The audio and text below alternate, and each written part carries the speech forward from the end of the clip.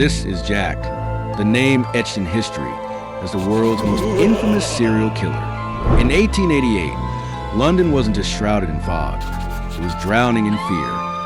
No cameras, no phones, just shadows, screams, and the butcher who vanished into the night. Jack didn't just take lives, he rewrote the meaning of terror. And soon, the world would know him by a name whispered in dread, Jack the Ripper. But who was Jack? A faceless phantom or a man hiding in plain sight? Was he a butcher, a doctor, or someone the victims trusted? Why did the killings stop as suddenly as they began? And what secrets still lie buried in the fog-choked alleys of Whitechapel? Tonight, we'll walk those same streets. We'll sift through the letters, the suspects, the whispers in the dark, and you'll decide, was Jack the Ripper a ghost at night? The story began in the West End of London. The wealthy dine under chandeliers, their laughter spilling into night, while in the East End, the streets were a different world, narrow, overcrowded, and steeped in the smell of coal smoke, sweat, and desperation. Whitechapel was a beating, broken heart of that East End, a maze of alleys and courts where the gaslight barely reached the ground. Over 80,000 people crammed into a square mile, immigrants fleeing persecution, laborers chasing work, women trying to survive one night at a time. The lodging houses were packed, the gin shops overflowing, and police stretched thin. By day, Whitechapel was noisy, chaotic, and alive. Costermongers shouted over each other, selling bruised fruit from wooden barrows. Children darted between carts, their bare feet slapping against the stones. The air was thick with the tang of horse manure, rotting vegetables, and the sour breath of the Thames drifting in from the docks. By night, the tone shifted. The respectable retreated indoors, bolting their doors against the darkness. The streets belonged to the desperate, thieves, drunks, and women who sold their bodies for a few pennies. The gas lamps cast weak halos of light, swallowed by blackness just a few steps away. Every alley was a blind corner, every shadow a hiding place, and somewhere in that darkness, a man was watching. The first ripples of violence came months before the world would hear Jack the Ripper. On April 3rd, 1888, Emma Elizabeth Smith, a 45-year-old prostitute, was attacked near Osborne Street. She staggered back to her lodging house, battered and bleeding, and died the next day. The police chalked it up to gang violence, common enough in Whitechapel. Then, on August 7th, Martha Tabram was found sprawled on the landing of George Yard buildings. She had been stabbed 39 times, in the chest, abdomen, and throat. The ferocity was shocking, but the wounds were made with two different weapons. The police suspected drunken soldiers. They did not yet see a pattern, but someone else did. Someone who was learning. Friday, August 31st, 1888. The summer was ending, but the air was still heavy with heat and the smell of refuse. In the early hours, Marion Nichols, known to her friends as Polly, was turned out of her lodging house. She didn't have the fourpence for her bed. She told the keeper she'd earn it on the street. Polly was 43, separated from her husband, and living hand to mouth. She had a fondness for gin, which dulled the edges of her life. That night, she was seen by several acquaintances, each time a little more unsteady on her feet.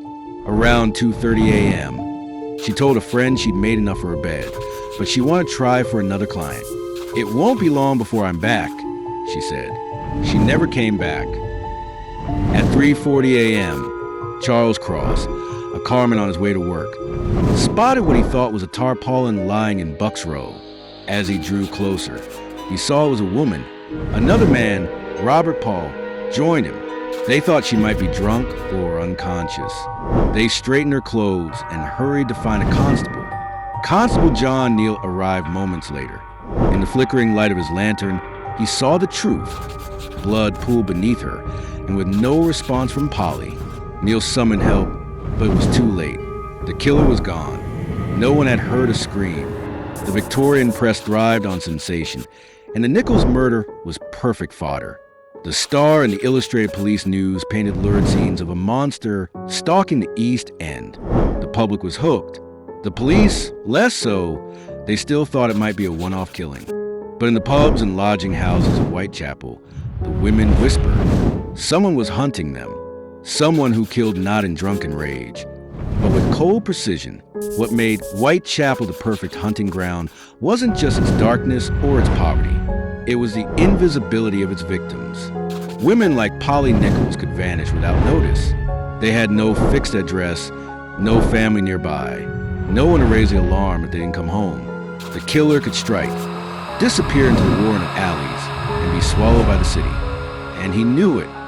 Inspector Frederick Aberline, a seasoned detective from Scotland Yard, was assigned to the case. He knew Whitechapel well, having worked there before, but even he was hamstrung by the lack of resources. There were no fingerprints, no crime scene photography, no forensic science as we know it today. Investigations relied on witness statements, door-to-door inquiries, and the hope that the killer would slip up. Aberline ordered increased patrols, but the streets were too many, the shadows too deep, and the killer was patient. For a week, nothing happened. The newspapers moved on to other stories. The police kept watch, but the tension began to ease. Then, on September 8th, the killer struck again. The sun had barely risen over Whitechapel when the first scream of the day cut through the morning air. It came from the backyard of 29 Hanbury Street, a cramped, narrow yard hemmed in by brick walls and the smell of stale beer from a nearby brewery. Annie Chapman was 47 years old. Life had not been kind to her. Once married, once a mother, she had been abandoned by her husband, her children scattered. She lived in lodging houses, earning pennies by selling flowers, crochet work, and sometimes herself. That morning, she had been turned out of her lodging house for lack of rent. Witnesses saw her speaking to a man in a dark overcoat. A deer stalker had around 5:30 a.m. minutes later. She was dead when John Davis, a resident of the house, stepped into the yard just after 6 a.m. He froze. Annie lay on the ground, her skirts pulled up to her waist. Her throat had been cut so deeply it nearly severed her head. Her abdomen was laid open, and most disturbingly, her uterus had been removed with precision. This was no drunken brawl, no random act of rage. The mutilations were deliberate, targeted. Whoever did this had knowledge of anatomy, or at least the confidence to cut like they did.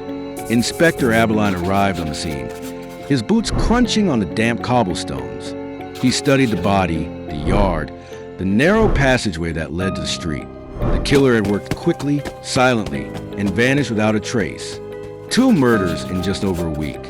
Both women, both prostitutes, both killed in the early hours, both with throats cut and abdomens mutilated. The pattern was forming. In Whitechapel, fear took shape as leather apron.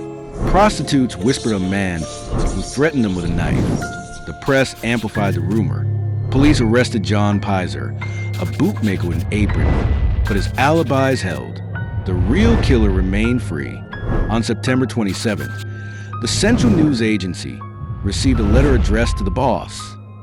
Written in red ink, it taunted the police. Whether it was genuine or a hoax, the name stuck. The press printed it. The public repeated it. And the killer, if he was reading, now had a brand. September 30th, 1888. The night was damp, the fog rolling in from the Thames. The streets were restless, drunks spilling from pubs, costermongers packing up their carts, constables making their rounds. At 1 a.m., Constable Louis Deemschutz turned his pony cart into Dutfield's yard off Burner Street. The pony shied. In the dim light, Deemschutz saw a woman lying on the ground. It was Elizabeth Stride.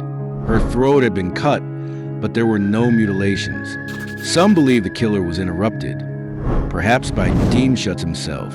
If that was the case, the killer didn't go home frustrated. He went hunting again. 45 minutes later, in Mitre Square, just inside the City of London police jurisdiction, Constable Edward Watkins made his round. At 1:44 a.m., he turned into the square and froze. Catherine Eddowes lay on her back, her throat slashed, her abdomen ripped open. Her left kidney and part of her uterus were missing. The killer had worked in near total darkness, in a public square, and escaped unseen.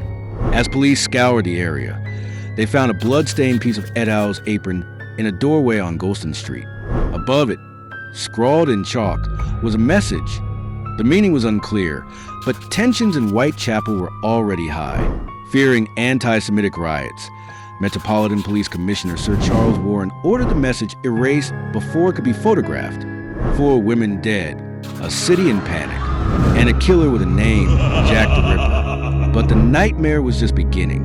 In part 2, we'll descend deeper into the madness. A murder inside a locked room, a letter sent with half a human kidney, and a final victim whose death would change everything. The Ripper wasn't done, and neither are we. Subscribe and stay tuned for part 2, the final cut.